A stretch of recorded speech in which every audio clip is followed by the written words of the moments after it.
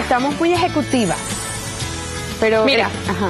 Todavía no te ha tocado, pero cuando tus hijos estén un poquito más grandes, que lleguen con aquellos 5 cuadernos cada uno, con ese montón de tareas, tú vas a decir, bueno, yo estoy estudiando otra vez, porque uno se tiene que sentar y ayudarlos, y a veces, bueno, te das cuenta que la cantidad de tareas no son como para la edad de los niños. A veces pasa. Si me pasa ahorita que a veces con unas láminas que tienen que hacer unas exposiciones sencillitas y yo me paso hasta las 3 de la mañana haciendo esas láminas. Ah, bueno, pero eso es otra cosa, porque tú eres una fajada.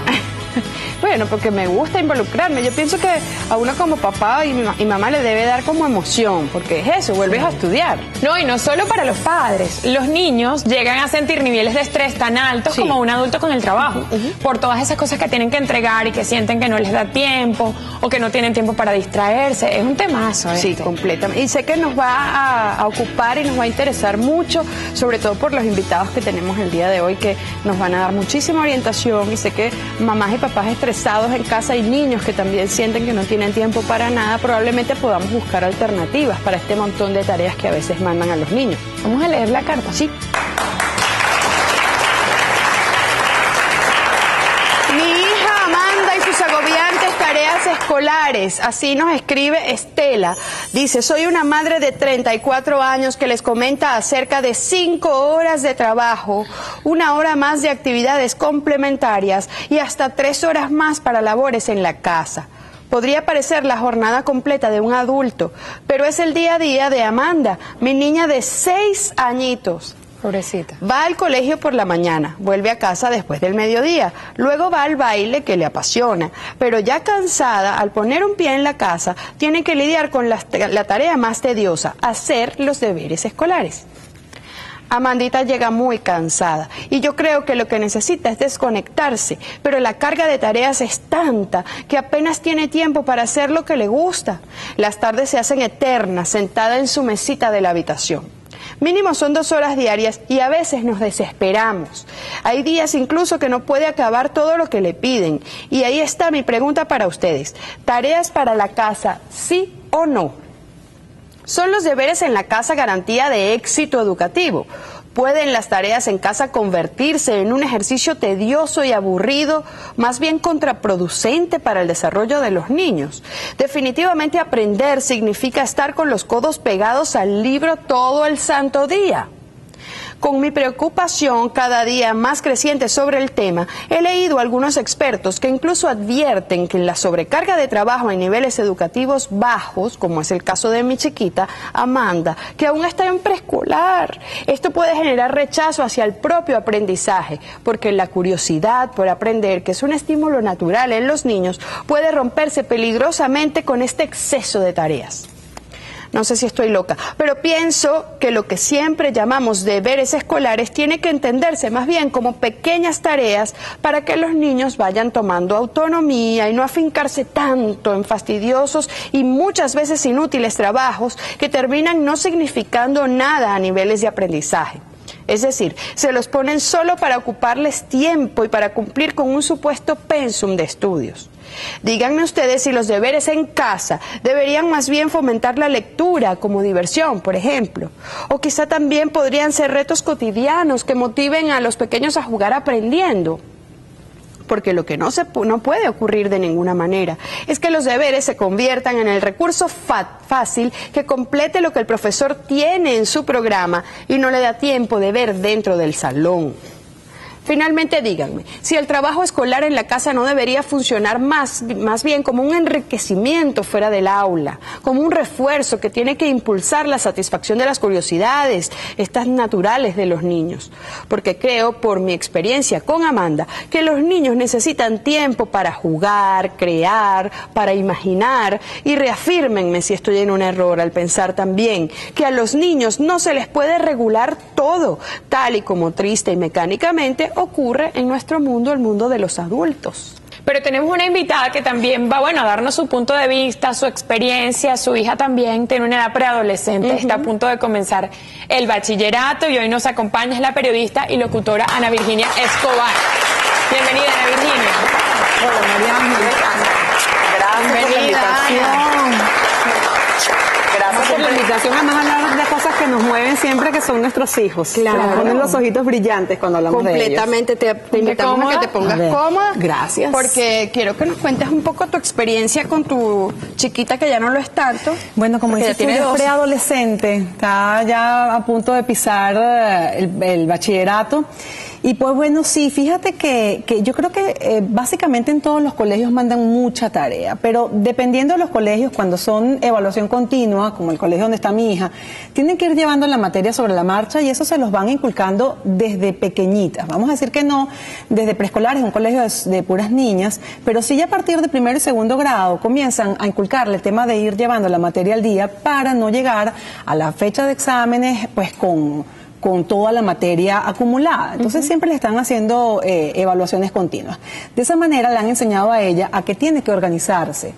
Y la verdad es que sí, en principio, bueno, en preescolar nunca le mandaban tarea, en primer grado sí, y yo me sentaba con ella siempre durante primer, segundo y ya en tercer grado la fui dejando porque, a ver, yo parto del principio de que ellos en algún momento serán profesionales y mamá o papá no pueden estar con ellos como un bastón durante toda su vida adulta. Si no comienzan a organizarse desde que son niños, pues bueno, obviamente la adultez se les va a hacer un poco difícil porque siempre van a necesitar de esa ayuda de alguien que te diga a qué hora te vas a sentar a hacer la tarea, primero con esto, comienza con lo más complicado y después vea lo más fácil.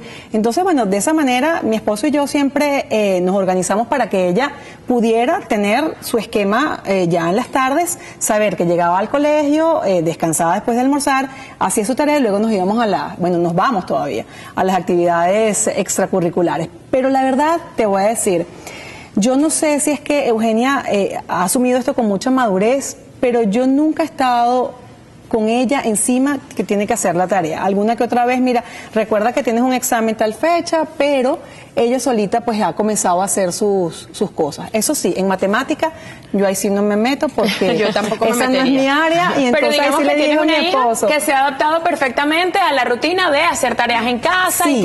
y que no le va mal con el sistema tradicional. Pero No. al regreso vamos a conversar, porque tenemos a otro invitado, sobre esos niños que sienten que necesitan algo más o de pronto el abordaje distinto para rendir en el colegio y que no se sientan agobiados. Ya volvemos.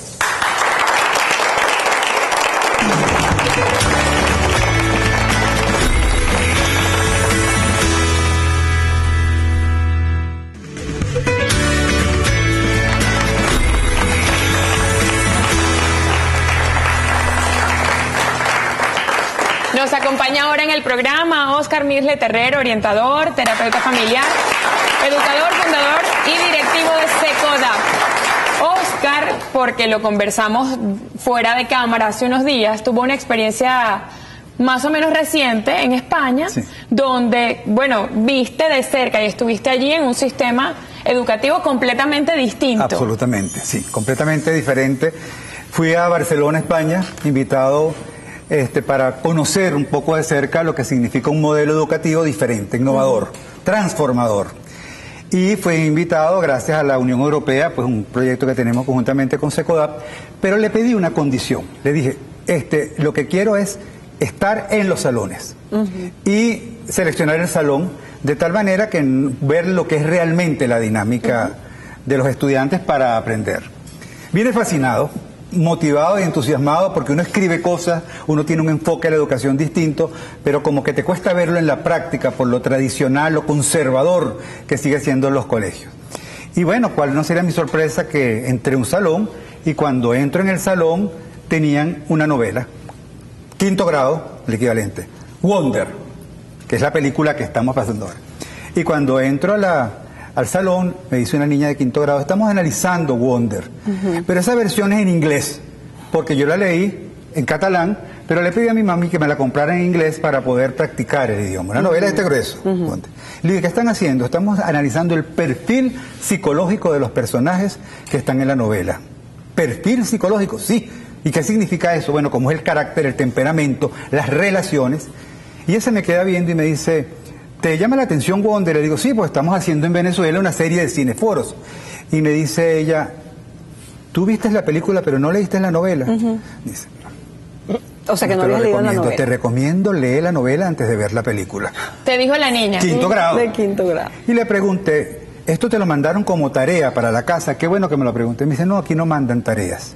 Aquí hay asignaciones específicas para el caso de que hay un niño que tiene una competencia que no ha logrado en su proyecto de aprendizaje, él logre tener las herramientas en su casa. Me dice ella con aquella voz así, ¿cómo van a poner las tareas a todos los niños, las mismas tareas, si los niños somos distintos? Claro. Eso lo aprendieron en el colegio. Entonces sí se puede lograr tener un espacio en la casa donde tú puedas, como dice la mamá de Amanda, que me parece, esa carta me la tienen que facilitar para poder hacer una reflexión con ella. ¿Cómo pudiera aprovecharse este espacio en la casa? No para reforzar lo que ya en la escuela le dedican bastante horas de clase, que es lo académico, sino todo lo que tiene que ver con lo social, con lo emocional, con la investigación, con el tomar decisiones. Con la voluntad también, la disposición hacia el la interés, curiosidad, la que es tan curiosidad importante. con el conocimiento. Entonces quiere decir que no hay asignaciones para la casa.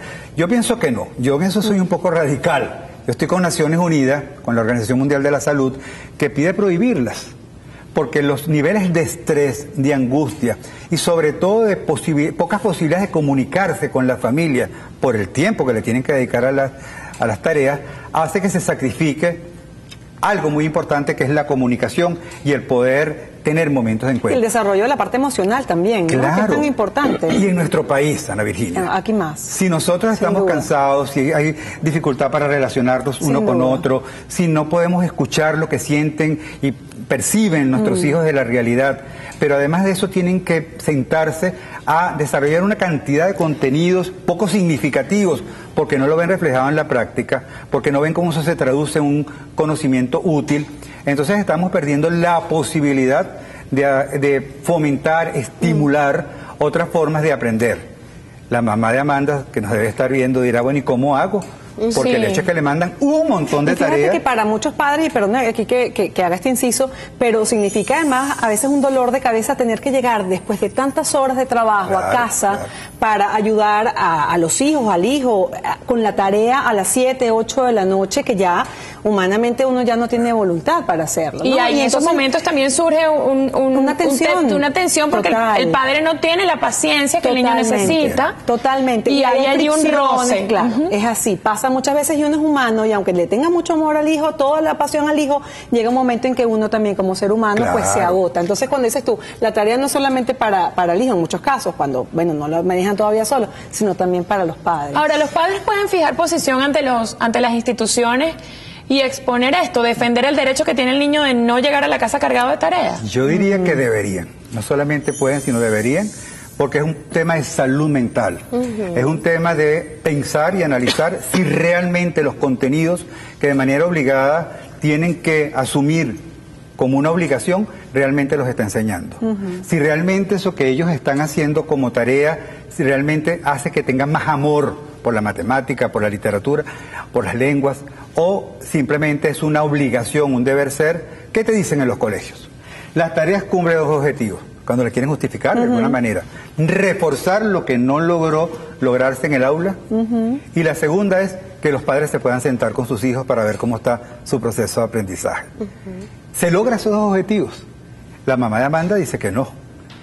Entonces, si se trata de reforzar la convivencia, la comunicación, y además de mejorar lo que serían las prioridades académicas, tendrían que hacer asignaciones mucho más pensadas en el niño y no en el maestro. Claro, yo estoy de acuerdo con la niña en Barcelona. ¿Era un colegio católico? Te pregunto, ¿no, verdad? Sí, era un colegio católico. ¿Era un colegio católico? Pues sorprendente, porque siempre los colegios católicos son como más estructurados, ¿no? Son más conservadores. Montserrat se llama el colegio, si lo quieren investigar. Pues vaya, de verdad que me sorprende. Pero en ese caso yo sí creo que hay que potenciar en los niños sus habilidades naturales. Claro, es decir, si para el niño matemáticas no es su gran habilidad, sí es un dolor de cabeza que el niño pues se aprenda, no sé, las fórmulas tal o cual, en física o en química, pues debería ser más ajustado a la personalidad de cada uno. Si su orientación va más por humanidades, pues bueno, vamos a ponerle más ahí, destácate en esa materia en la cual tú te quieres destacar o por el cual se le ve ya un filón al niño que puede tener alguna proyección allí. Y también darle la oportunidad al niño de traer propuestas es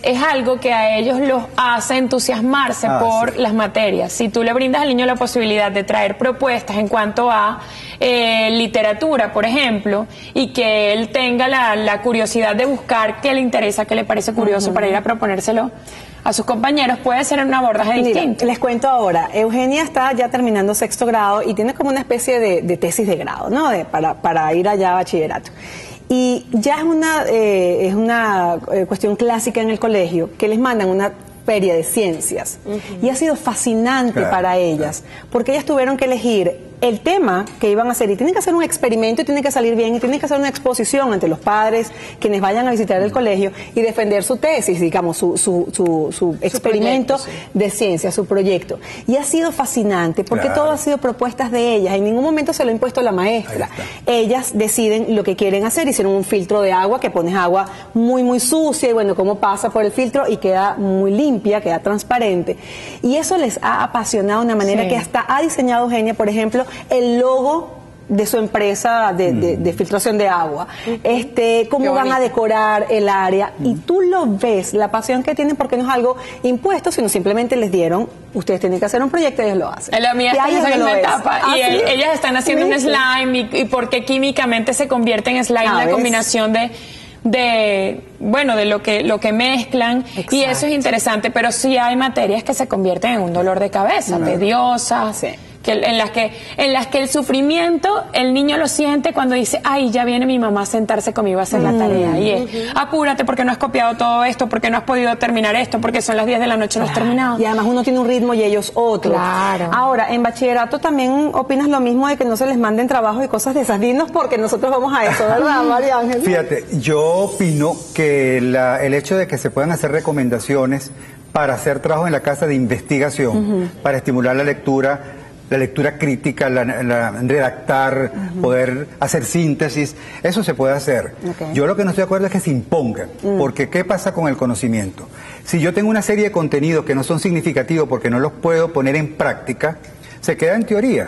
Entonces, más bien, ¿cuáles son aquellos conocimientos a través de lo que planteaba en esta feria de ciencias, donde ellos sienten que el conocimiento puede ser aplicado, demostrado, pero además lo puedo exponer para que sea validado, para que sea reconocido por el otro? Fíjate todo lo que estoy haciendo. Estoy desarrollando no solamente mi capacidad para investigar, para crear, sino mi capacidad para organizar, diseñar, inclusive utilizando la parte artística como elemento estimulante, pero además lo voy a exponer y lo tengo que exponer de tal manera que sea convincente. Entonces, que estoy desarrollando toda la parte de comunicación verbal. Eso tendría que hacer el bachillerato.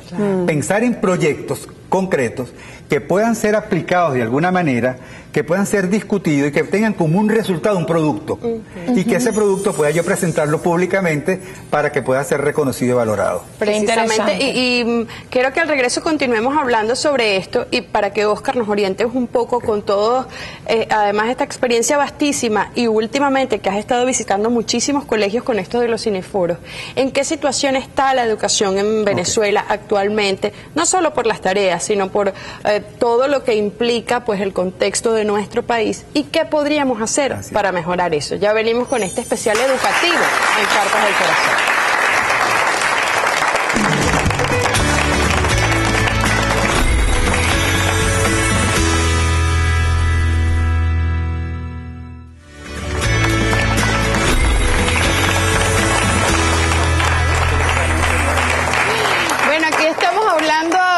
Corte sobre muchísimas cosas, entre ellas esos primeros niveles de la educación, que son, además, yo pienso que tan formadores de todo, ¿no? De la personalidad, del carácter, y de cómo debemos aprender desde tan chiquititos a diferenciar la personalidad, los intereses, el gusto de cada niño. Pero habíamos dejado, Oscar, en el aire la pregunta sobre con tu experiencia y con estas visitas recientes que has hecho a muchísimos colegios privados en Caracas, pero me imagino que puede extrapolarse a la educación pública. ¿En qué nivel estamos? ¿Cuál es nuestro estatus? Fíjate, hemos hecho 30 cineforos con una película Wonder que es simplemente el recurso, el pretexto para hablar sobre convivencias, relaciones, educación, todo lo que significa el quehacer diario. ¿Qué nos estamos encontrando? Que la educación tiene que renovarse, tiene que transformarse. ¿Para qué? Para que el estudiante sienta que tiene sentido el ir al colegio. Y no que... Acabo de venir esta mañana de un cineforo, ¿y qué te dicen los estudiantes? ¿Para qué voy a estudiar si la profesión que me gusta no tiene cabida en el país? No, sí, sí. Eso te lo dicen los estudiantes. ¿O qué importancia tiene memorizar tantos contenidos si están pasando cosas a mi alrededor y no tenemos ni tiempo ni espacio para hablar sobre lo que está sucediendo? Sin hacer proselitismo político, sino conversar. Porque todo lo que no converso no quiere decir que no esté. Y todo lo que no se habla y se reprime no quiere decir que no angustie, que no estrese.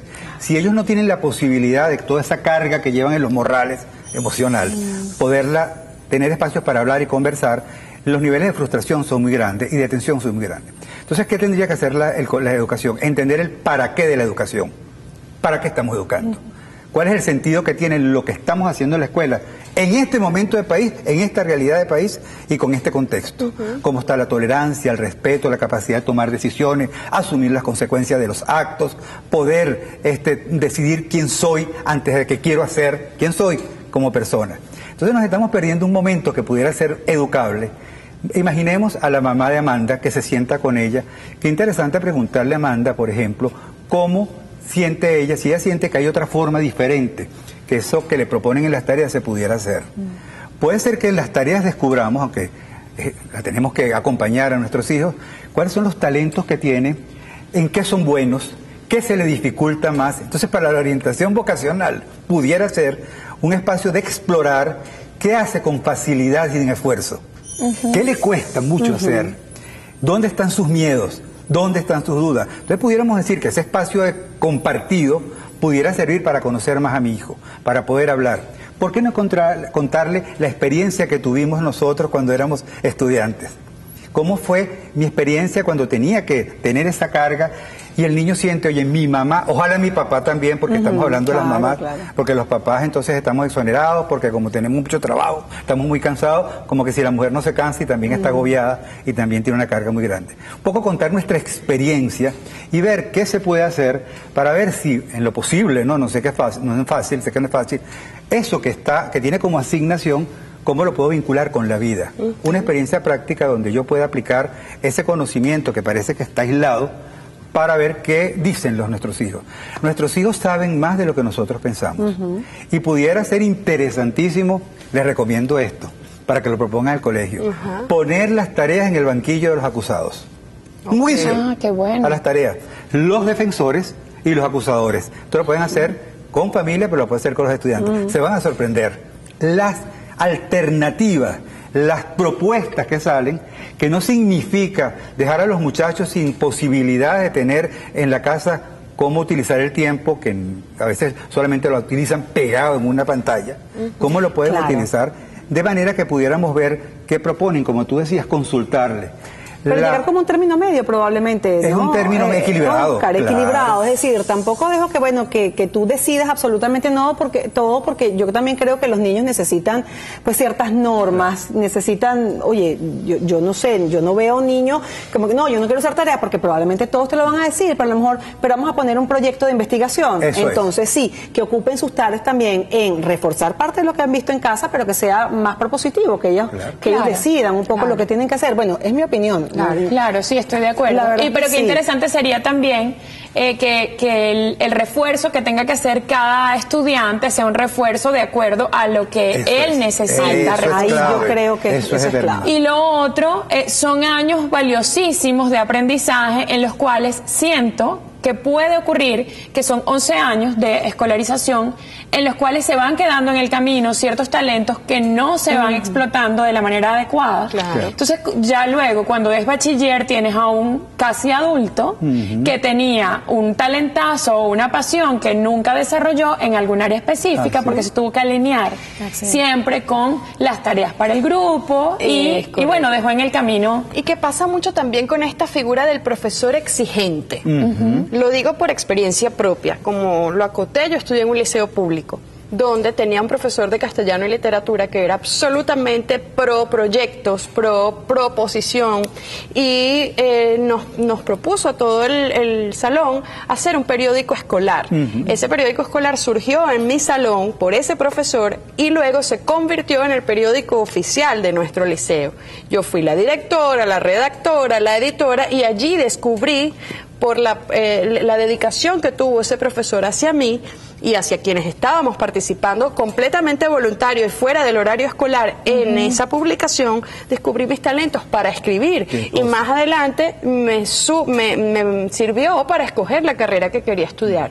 Pero por otro lado tenía un talento oculto y además solapado por una profesora de física que me insistía que yo no servía para la física, y resulta que sí servía para la física. Claro. Años después lo descubrí, y digamos que llenó de tierra mi sueño de ser médico, porque yo decía, no, yo no sirvo para la parte científica, porque me lo ha dicho 50 veces esta profesora. Y es allí cuando yo insisto. Luego de tantos años que han pasado desde que yo me gradué, continúo escuchando a mis sobrinos adolescentes decir, es que esa profesora es una profesora filtro, porque quien no pasa su materia, pues no sirve para nada. ¿Por qué tenemos que tener todavía en la educación este estigma de que si la materia es muy difícil, el profesor es muy exigente, pues es bueno el profesor? Es bueno el profesor. ¿A quién le hace bien? ¿A quién le hace bien un profesor así? Exacto. Al que pasa con sacrificio y obsesión porque tiene que pasar a juro. Porque pasó a juro, o al que se le hace muy fácil, le transforma la vida. ¿A quién? ¿A qué alumno? Claro. No le suma a su potencial. Entonces se convierte en un filtro, exactamente. En un filtro, y además se pierde el interés, el amor, se crean estigmas con las propias materias. Fíjate, cuando estaba en Barcelona, de repente escucho que están cantando los muchachos una música popular con un parlante y ellos cantaban. Yo pensaba que era clase de música, primero clases, que no utilizan allá clases, sino espacios de aprendizaje. Y después que si cantan es música. Cuando llego, no sé, ellos están ahorita haciendo ejercicios de matemática. No, pero la canción que están cantando no tiene nada que ver con lo que tienen en la mesa. Dicen, no. Ellos en la mesa sí tienen sus piezas, sí tienen las herramientas para poder hacer el ejercicio. Pero la música le permite desestresarse, le permite crear un ambiente, conectarse, porque los dos cerebros hacemos que estén en coordinación, la parte racional y la parte creativa. Por eso ellos disfrutan la matemática. Hay unos que tienen el talento para hacerlo, hay otros que no tienen, no es su fuerte, pero con la música como elemento sirve. Y después ellos también tienen un ejercicio donde aplican la matemática para la vida práctica, cuando van al mercado, cuando tienen que ir de un lugar a otro, cuántos kilómetros, cómo es el kilometraje, cómo calcular. Entonces ellos van descubriendo que tienen una serie de capacidades. Por eso yo estoy feliz, valga la cuña, con Ingeniando el Plan. Me invitó María Ángela a un proyecto que es para explorar precisamente, la escuela tendríamos que dar la posibilidad de explorar aquello que me es fácil hacer, pero que no es valorado en mi casa, aquello que me cuesta mucho, pero es porque algo me dijo el profesor o algún prejuicio tuve en relación a eso. Entonces es la posibilidad de crear, y eso sería lo que tendría que hacer la casa, la recomendación para explorar, para posibilitar el que yo pueda descubrir mis fortalezas y mis posibilidades. Tú sabes que en eso de descubrir, yo padecí mucho de lo que decían los demás con respecto a profesores. Es que tercer año es muy difícil y física, química y matemáticas son las tres Marías y nadie pasa. Y efectivamente me lo metí en la cabeza, y probablemente yo hubiera tenido las mismas capacidades que tú en física o en química o en matemática, pero yo misma me anulé y lo reconozco así. Y mi colegio solamente tuvo ciencias, yo no pude irme por humanidades, hubiera ido por humanidades porque obviamente pues esa es mi área. Ahora, en el caso de Eugenia, ¿qué intento yo? Ella a veces cuando vamos a pasar de un grado a otro, va a pasar, me dice, es que mamá, me dicen que la maestra de tercer grado es terrible. Yo, a lo mejor es terrible para algunas niñas o para algunas mamás, pero para ti no. Y tú vas a descubrir todo. Resulta que a lo mejor para ti va a ser la mejor maestra que tú has tenido. A lo mejor resulta que matemáticas de primer año va a ser tu mejor materia y lo vas a disfrutar, porque lo importante es que disfrutes lo que vas aprendiendo en el camino. Claro. Y de esa manera, bueno, hasta ahora, déjame tocar madera, me ha funcionado que ella no se ha predispuesto con las maestras o las materias que vienen, el profesor filtro.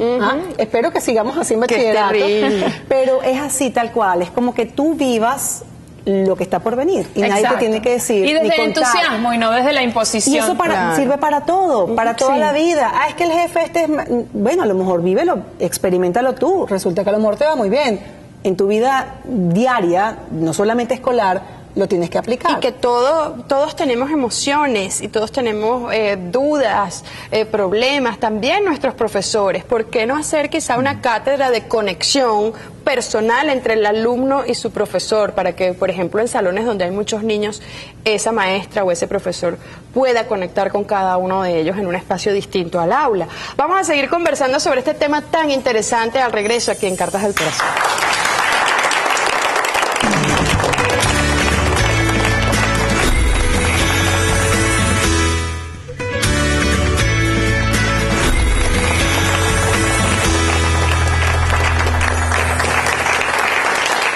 Continuamos tratando este tema educativo que creo que a todas las familias a nivel mundial nos sigue afectando, cómo la educación pues se ha quedado un poco rezagada y ha estado un poco ciega a los cambios que ha habido, tanto sociales como tecnológicos y además de maduración de los niños, porque ellos obviamente están sintiendo los embates de esa educación tan tradicional en la que pesan más las tareas, el estar sentaditos en un pupitre tranquilitos sin poder quizá expresar muchas de las cosas que quisieran, ¿no? Pero antes de seguir conversando con nuestros invitados, vamos a comenzar a leer rapidito sus sugerencias, comentarios a través de nuestras redes sociales, específicamente en Facebook. Este es de Fátima Ponce. Las actividades académicas deben realizarse en el colegio. En casa los niños las ven como una obligación en vez de una motivación. Pero ahora, cuando Ana Virginia lo señalaba, y Oscar también, ¿cómo vemos los padres en la casa, si no es a través de una tarea donde veamos que él la está realizando, cómo él está evolucionando académicamente? ¿Habría alguna otra opción, Oscar? Claro, habría la posibilidad de poder hacer a través de la evaluación continua, yo pudiera saber cómo está avanzando mi hijo, no necesariamente por la tarea, sino por el informe que pueda tener cómo está, qué competencias está adquiriendo, dónde debe reforzarse, cómo está su área social. O sea, si hay formas de poder hacer seguimiento y acompañar, que no necesariamente a través de una tarea impuesta o formal. Con esa evaluación continua te mandan un corte de notas cada cierto tiempo y tú vas viendo cómo va progresando y dónde tienes que reforzar pues las cosas que haya que ajustar. Vale, ¿no? buenísimo. Continuamos entonces. Concepción Arcia. Las tareas son una carga extra para los niños, sobre todo si están en etapa preescolar. Ellos deben tener más tiempo para explorar, jugar y divertirse. Ya lo decíamos, vamos a continuar. Los Beida Lima. Hay que enseñarles a los niños desde pequeños a tener hábitos y responsabilidades. Además, las tareas son un vínculo necesario para que los padres se involucren en la educación de sus hijos. Ya lo decíamos, ¿no? ¿Habría alguna manera de involucrar a los padres, digamos, dentro del espacio del aula sin que sean los típicos actos a los que vamos los papás a ver alguna cuestión de los niños, como por ejemplo la Feria de Ciencias o el Día de la Madre o el Día del Padre? Porque sin duda, aunque hay padres muy entregados y muy involucrados con la educación de sus hijos, hay otros que no, que simplemente sí, habría que crear esos espacios, esas oportunidades donde los proyectos permitan mostrar cómo el niño ha podido investigar, relacionarse, exponer, y pudieran estar otros padres que puedan también valorizar a otros, como comunidad educativa, valorizarse, reconocerse, encontrarse, y ¿por qué no? Darle un espacio para que puedan proponer proyectos de aprendizaje y como profesionales pudieran ser tutores de repente. ¿Por qué? Porque tienen el conocimiento y pudieran acercarse. Yo sí quisiera dos cosas que me parece que son claves volver a reforzar, que es el tema de la crear hábitos y responsabilidades con las tareas. Hay muchas oportunidades en la casa para poder crear hábitos y responsabilidad en las tareas de la casa, que no son las escolares, cómo mantener limpio la higiene, cómo administrar su tiempo de recreación. O sea, hay la posibilidad y existe, no necesariamente con las tareas. Y la otra cosa es, si los padres el único momento que vamos a tener para relacionarnos con nuestros hijos es cuando tenemos que sentarnos a hacer tareas, estamos en problemas. Hay que crear espacios y oportunidad para hablar, para conversar, para conocerlos, para profundizar, para indagar, sin una forma policíaca, pero sí una forma de poder conocer. Hay una serie, no sé si la vieron, 13 razones. ¿Por qué 13 razones? En inglés, 13 Reasons Why. Y una de las cosas que revela la serie es que los padres no conocen a sus hijos, que lo que piensan, que lo que tienen como hipótesis de lo que pasa a sus hijos no tiene nada que ver con lo que están viviendo y con lo que están padeciendo o con lo que están descubriendo. Entonces los espacios de encuentro son importantes. Y justamente esos momentos de la tarea no son principalmente los que me permiten a mí involucrarme con Eugenia, saber qué quiere, qué está sintiendo, si tiene alguna diferencia con alguien en el colegio o por el contrario le está yendo muy bien con alguna amiguita o lo que ella quiera o en la natación. No son precisamente los momentos de chequear la tarea cuando nosotras compartimos eso, sino cuando estamos en el carro y yo la llevo a algún lado o que nos sentamos a almorzar y entre los tres, mi esposo, ella y yo, compartimos o en la cena. Ahí sí son los momentos en que yo me involucro en la educación de mi hija. Claro, es un tema complejísimo, ¿no? Pero yo pienso que también nuestro sistema educativo debe ser evaluado internamente por cada institución, por cada colegio y abrirse un poco a las sugerencias, ¿no? Porque a veces son sistemas bastante herméticos que no permiten mucho la permeabilidad entre los representantes y digamos los alumnos y los profesores. Pero vamos a continuar con sus mensajes, no sé cuántos nos quedan. Ok, Marisol Lopresti. Las tareas en casa luego de una jornada educativa completa eliminan el tiempo disponible para otras actividades indispensables en el crecimiento cultural y físico de los niños.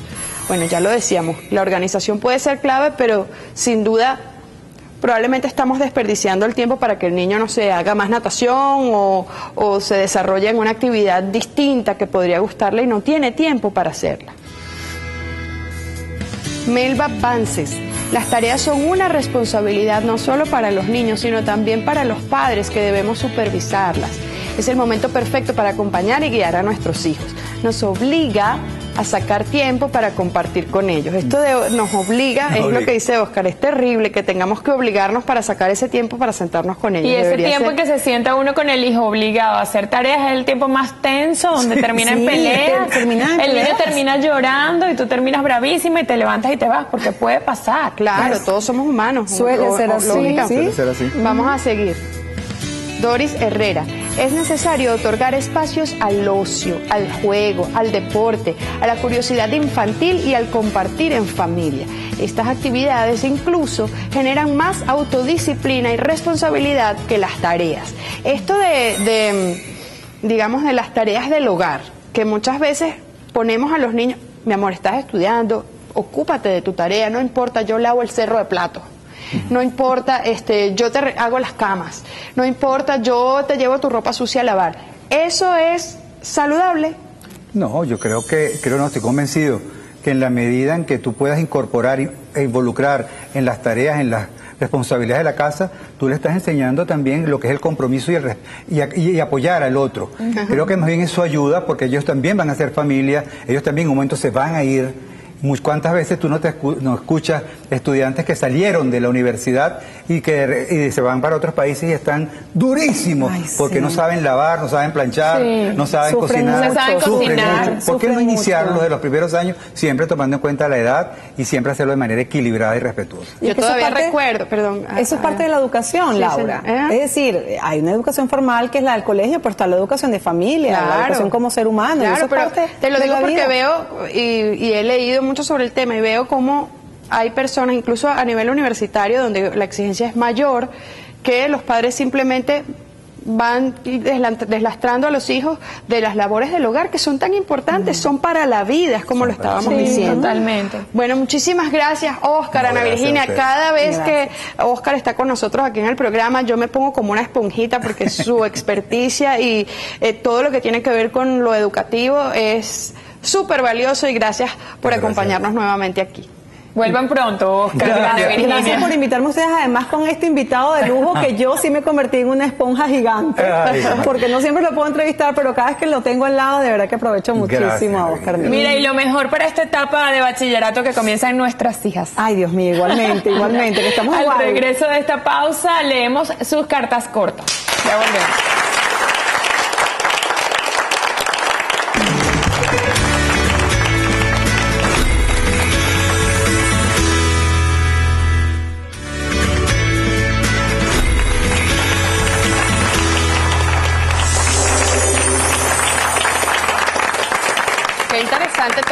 conversamos, porque este mundo educativo para quienes somos mamás, bueno, no, todavía nos genera muchas dudas e incluso conflictos. Sí, la educación debería irse adaptando a los cambios que son tan rápidos. Los cambios actuales son tan rápidos que, bueno, los niños deberían sentir la pasión de llegar a su colegio, aprender todo lo rápido que van los cambios tecnológicos. No sucede tampoco eso. Bueno, pero vamos a entrar en otro tema que son sus cartas cortas. Héctor Miguel, a mi novia le encanta llamarme churrito y a mí no me incomodaba hasta que comenzó a decírmelo delante de mis panas. El chalequeo no es normal. Churrito. Hola, Churri, ¿cómo estás? Churrito. Están todos tus panas aquí enfrente. ¿Cómo te pondrías? Muy bien, bueno, ella me dice papi. ¿Te dice papi, tu amor, novia? Delante de tus panas. Delante de mis panas. ¿Y qué pasa? ¿Qué te dicen los panas? No, mi pana no me dice nada. Ya, No, bueno, normal. pero es que papi es distinto, papi, es pues distinto. papi es papi, pero churrito. Pero churrito no. Eso sí No, no, ¿verdad? ¿qué va? Churrito suena, no, ni quiero decir a qué suena. La siguiente carta. Bianca Díaz. Estoy comenzando una nueva relación y aunque me gusta mucho mi chico, a veces siento que extraño a mi ex. ¿Por qué me sucede eso si nuestra relación terminó muy mal? Bueno, probablemente no te diste el tiempo para sanar esa relación anterior y muy reciente comenzaste a salir con esta otra persona. O a lo mejor no se trata de tiempo, sino de que no emocionalmente no cerraste el ciclo. Claro, ¿verdad? por eso lo de un clavo saca otro clavo no siempre es tan verdad, porque pensamos que tenemos la situación dominada y resulta ya estamos que no. listos y no. Y a veces cuando uno termina muy mal con alguien, sientes como una obsesión de saber por qué terminábamos tan mal, quisiera llamarlo, quisiera estar con él otra vez para explicar muchas cosas que no expliqué. O para que me las explique. O para que me las explique. En cambio, cuando uno termina relajado una relación y siguen hablando ocasionalmente en modo pana, oye, tú eres libre de comenzar otra relación sin ataduras emocionales, Sí, ¿no? a eso me refiero cuando es necesario cerrar el ciclo. Siguiente. Lucy, mi novio me está pidiendo una prueba de amor. ¿Será que si me tatúo su nombre le demostraré lo mucho que lo amo? No. ¿Cuántos años tiene tu novio? ¿12 años? No, ¿qué es eso de prueba de amor? ¿Y qué es eso que tú estás pensando en un tatuaje? Después viene y te haces el nombre y vas a tener que ponerte un pescado ahí o un Después toro, viene una el retatuaje. flor, el retatuaje. Por lo menos te tienes que conseguir a otro que comience con la misma inicial y le puedan hacer un dibujito ahí el tatuador. No, mi amor, No hagas eso, ni se te ocurra. ningún. Primero, si te pide una prueba de amor, huye. Porque ningún hombre en su sano juicio, ninguna pareja en su sano juicio necesita pruebas para demostrarse nada. Estoy pensando aquí, eso de los tatuajes es una locura. Yo lo único que que de hecho tengo un tatuaje, es el nombre de mi hija, porque yo sé que esa no la voy a cambiar, no la voy a querer cambiar en el camino. Pero de una pareja que usted no sabe cómo le va a salir eso a la vuelta de la esquina. Claro. No. Siguiente. ¿Me toca a mí? Sí. María Antonieta, mi novio se niega a borrar de sus redes sociales las fotos con sus exnovias. Que esas fotos sigan allí demuestra que no quiere nada serio conmigo. Siento que es una falta de respeto. Oye, puede ser, pero el asunto de ahora, de querer, cuando son parejas, gobernar el espacio social, el espacio social digital de la otra persona, es una cosa muy incómoda. ¿Y por qué tú quieres pretender borrar el pasado de alguien? Si ese pasado ya, primero quedó allí, pero forma parte de su vida, a menos que de verdad haya lazos emocionales, que tenga una foto con la ex y los dos la vivan comentando, ¿te acuerdas, mi amor, qué rico ese viaje que hicimos a la concha? Le dice alarma. O que la estén montando ahorita de novio contigo. Exacto, pero si ya están de Instagram, año 2013, ay, bueno, con mi ex, perdón, con mi novia en tal lugar, estamos en el 2018, esa foto ya quedó ahí, déjalo quieto. Instagram ya tiene como 6 años. Instagram está desde 2012, creo. Yo estoy Claro, desde entonces, ¿quién no ha cambiado pareja en estos 2011, últimos 6 años? sí. Y va a estar la gente borrando fotos que ya ni se acuerda cuándo la subió. Dígame en el Facebook cuando encuentre esa gente, porque en el Facebook está como más escondido el tema de ¿sí? las fotos. Y entonces, claro, bueno, yo no he tenido chance porque yo cuando crearon Facebook ya yo estaba con ese portugués. Ni siquiera es bueno, que tengo una ya foto sí. con un novio de antes. Pero ¿quién no ha cambiado de novio de Facebook para acá? Todo el mundo. Cantidad, deja ese hombre quieto. Se les quiere mucho.